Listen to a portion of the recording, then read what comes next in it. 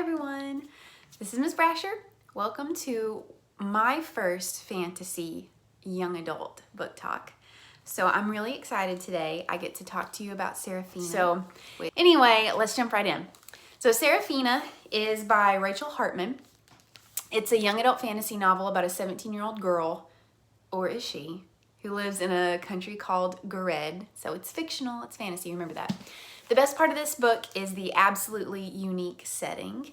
In Seraphina, dragons are part of everyday life. Blurb is currently at peace with all dragon kind.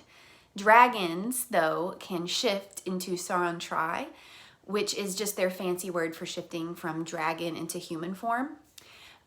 In their Seraphina form, dragons are allowed to study and learn from humans, but they absolutely are not allowed to enter into romantic relationships with them. They're really not even supposed to care about them much at all. In fact, the dragons have a board of censors who closely monitor dragon-human relationships, sometimes testing the Seraphina to make sure they don't care too much about any one human. If the censorship board discovers that a Seraphina, dare I say it, loves a human, they are arrested and then taken to have a literal lobotomy, so like part of their brain removed, to take away all the human-induced emotions. And then subsequently their memories of those humans. This inconvenient little truth makes Seraphina's existence downright shocking because she is half human and half dragon. Think about how that happens. Because of mysterious circumstances, however, no one knows that her mother, a dragon, fell in love with her father and gave birth to a creature, Seraphina, who should never exist. Because of her unique heritage, Seraphina is an especially gifted musician. She quickly discovers that hiding her amazing talent is difficult, and she's dragged into the Blurbian royal court and forced to take a position in the royal orchestra as a leader at a obviously very young age. Unfortunately, or fortunately for Serena, she meets and starts to fall for Prince Lucian while at court, who just happens to also be captain of the guard and sort of in charge of keeping the peace between dragons and humans. Prince Lucian and Seraphina's friendship grows as they investigate the murder of the prince's uncle, which we discover really early on in the book. All signs point to a dragon in this murder case, in dragon form, no less. But Seraphina finds herself defending Seraphina and dragons over and over again because of all the extreme prejudice all dragon kind faces at the hands of the scared humans. Seraphina herself is an endearing character because she's so awkward, partly because she's biracial, and then partly because she struggles with alternately loving and hating herself, which is something that I'm sure we can all relate to.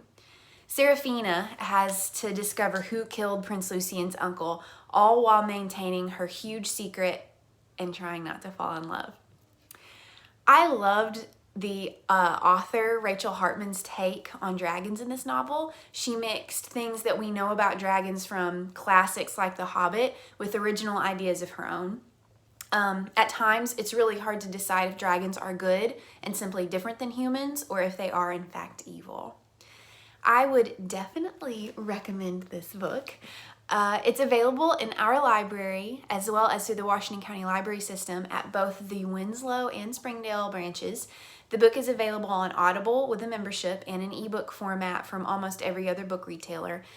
Unfortunately, it's not currently available via Libby through our county library system, but if you have the app, you can search and it might be available, though wait time is usually about 2 weeks. If you're viewing this video during AMI instruction for 2020, you should know that all Washington County Library System branches are currently closed to the public. If you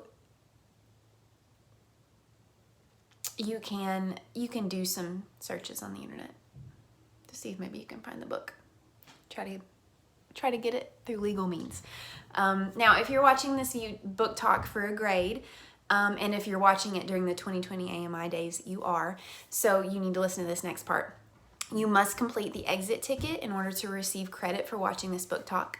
You can find the link in Google Classroom in the same place as you found this video. Thank you so much for watching. Can you wave?